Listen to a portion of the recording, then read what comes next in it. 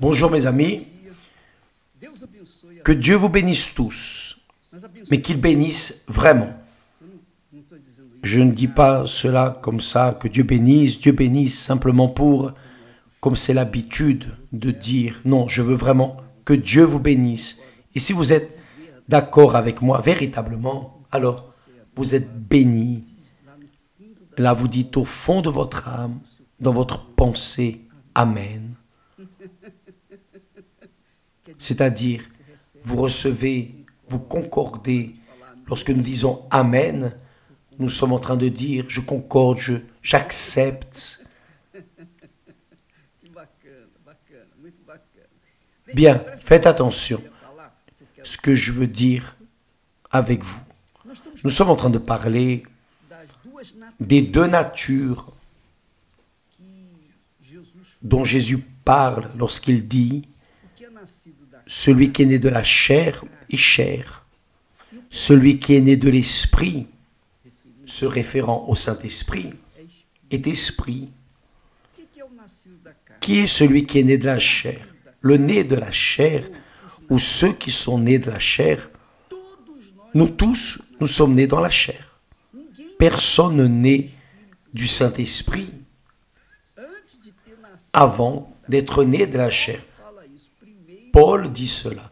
D'abord est venue la nature adamique. Ensuite vient la nature divine, qui est le Saint-Esprit, le Seigneur Jésus. Donc, celui qui est né de la chair, ce sont toutes les personnes. Maintenant, ce qui est magnifique vraiment, c'est quand la personne a la foi surnaturelle. Ce n'est pas la foi naturelle, parce que la foi naturelle appartient à ceux qui sont nés de la chair.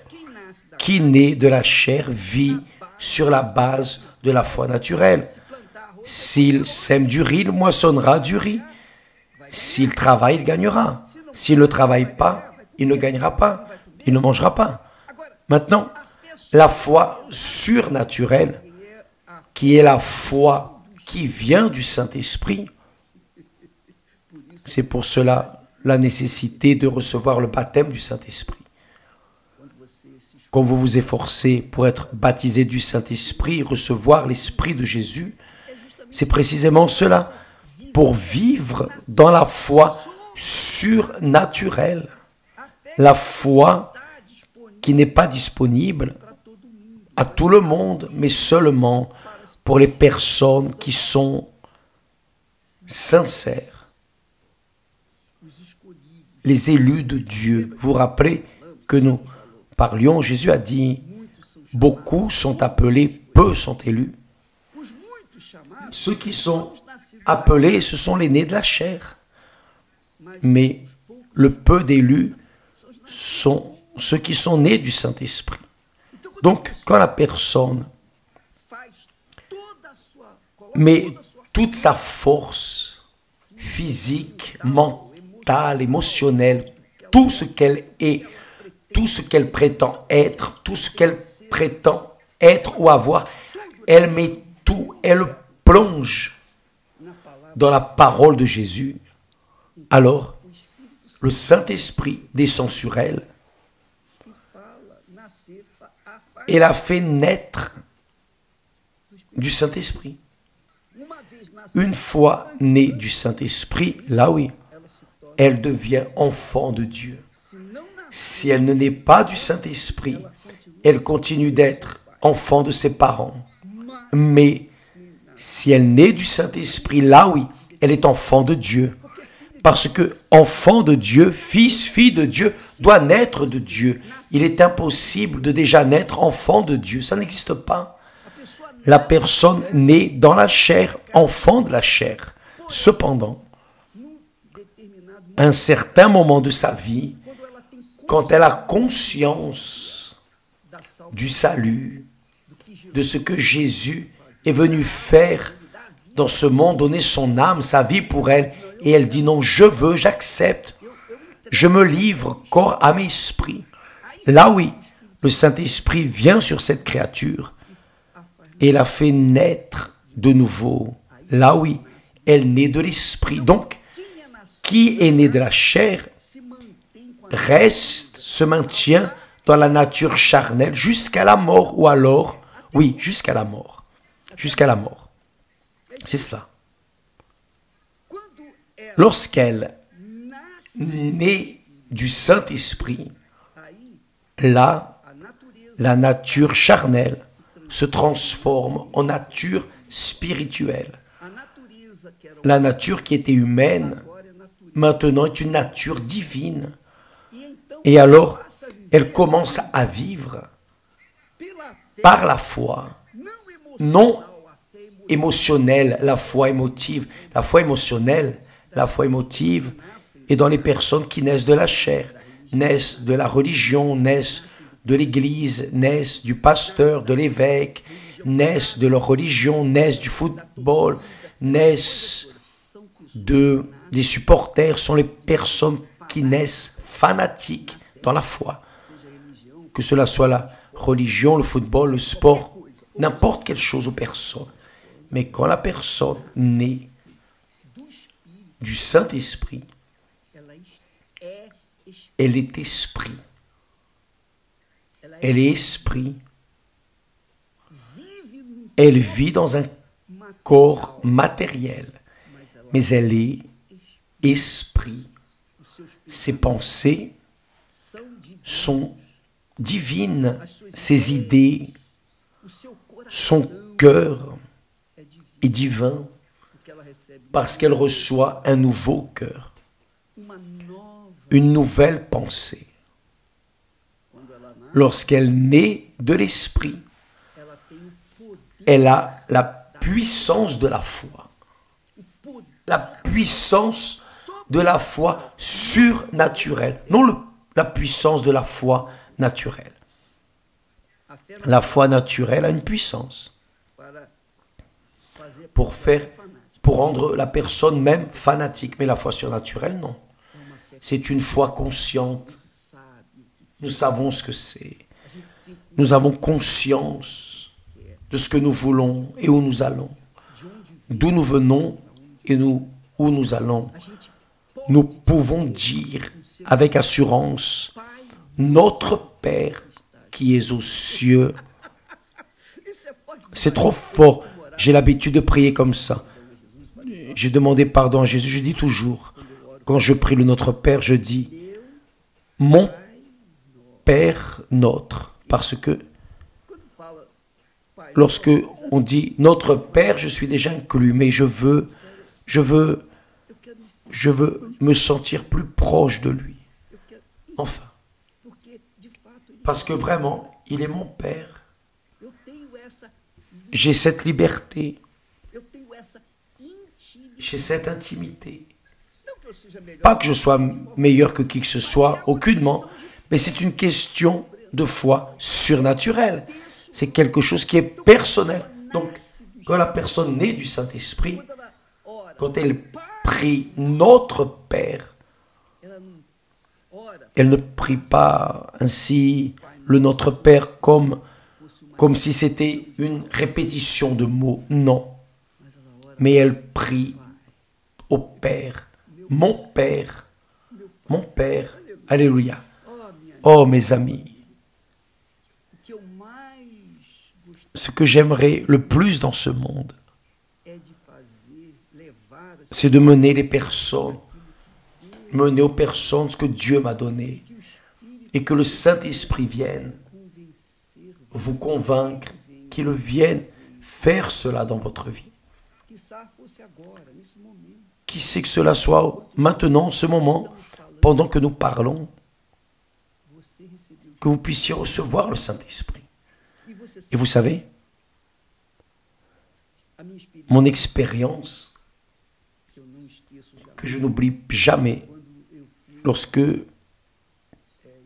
j'étais extrêmement humilié et honté, dans une situation déprimante, devant mes collègues, devant les personnes qui me considéraient.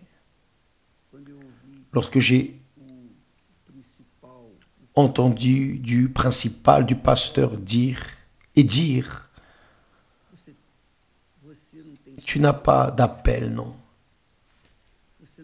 Tu es né pour continuer à travailler là, à la loterie. Tu es né.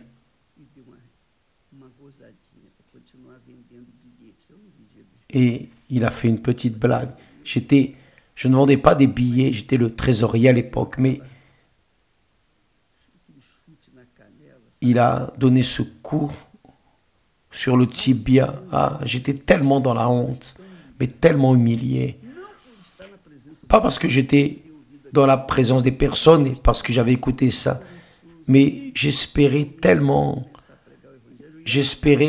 prêcher l'évangile et tout laisser. Il a dit non, continue là-bas. Cela a été un coup de poing dans l'estomac. Vous savez ce que j'ai fait? J'ai fléchi les genoux parce que lui-même est resté tellement sans grâce. Il n'avait plus rien à dire. Il a dit on va prier. Et alors, nous avons fléchi les genoux. Et j'ai dit comme ça, mon Père, c'est très grand, très grand. Mon Père, quand j'ai dit mon Père, avec une douleur immense dans l'âme, mon Père, la seconde fois quand j'ai dit mon Père, il y a une allégresse qui a commencé à entrer en moi, une joie. Ce n'était pas le baptême du Saint-Esprit, parce que j'avais déjà été baptisé. Ma nature était déjà divine. Mais en ce moment, j'ai eu une expérience extraordinaire dans un moment de douleur, de souffrance. En ce moment, cette heure, quand j'ai dit mon Père, j'ai juste dit cela. Je n'ai même pas eu besoin de dire ce que j'étais en train de ressentir. J'ai juste dit mon Père, mon Père, mon Père. Et là, le Saint-Esprit a rempli ma poitrine de joie, de rire. Aujourd'hui, je comprends. Après 45 ans, ou plus de 45 ans, 46 ans par là, aujourd'hui je comprends ce rire que Dieu m'a donné. Il a rempli ma bouche de rire. Et je veux, de tout mon cœur, de toute mon âme, avec toutes mes forces, que le Saint-Esprit vienne remplir votre bouche de rire, mes amis. Spécialement vous, qui êtes peut-être en train de vivre une situation pire que celle que j'ai vécue en ce moment. Et précisément dans cette situation déprimante, désespérante, le Saint-Esprit est venu et il vient sur vous maintenant. Maintenant, en ce moment, si vous êtes seul, alors c'est merveilleux parce que vous avez la liberté pour entrer en prière et dire mon Père, mon Père. Si vous n'êtes pas seul, attendez d'être seul pour tout à l'heure entrer dans ce direct et faire votre prière et recevoir le Saint-Esprit. Mes amis, je veux cela pour vous, mes chers amis. C'est mon plus grand désir. D'ailleurs, ce n'est pas seulement le mien, c'est le plus grand désir de Dieu. Parce que quand Dieu prend plaisir, quel est le plus grand plaisir que Dieu a? Quel est le plus grand plaisir? Qu'est-ce qui plaît le plus à Dieu? Qu'est-ce qui plaît le plus à Dieu dans nos vies? Vous savez ce que c'est? Que l'on obéisse à sa parole, juste ça. Que l'on obéisse à sa parole. C'est la plus grande expression de la foi surnaturelle, c'est d'obéir à la parole de Dieu, juste ça. C'est glorieux. Seul le Saint-Esprit, l'esprit de la parole de Dieu peut nous faire plaire à Dieu avec la foi surnaturelle. La foi surnaturelle n'est possible que lorsque le Saint-Esprit est en nous. C'est pour cela qu'il y a le besoin de recevoir le Saint-Esprit. C'est plus urgent que l'air dont nous avons besoin pour survivre dans ce monde. Demain, nous en parlerons plus. Celui qui est né de la chair vit dans la foi naturelle, émotive, cette foi sentimentale, cette foi de tralala. Mais celui qui vit dans la foi surnaturelle est celui qui est né d'eau et du Saint-Esprit. Il est mort pour ce monde et vit pour servir Dieu. Que Dieu vous bénisse et à demain au nom du Seigneur Jésus. Amen. D'ailleurs, tout à l'heure, à midi, nous serons là avec vous aussi. Que Dieu vous bénisse. Amen.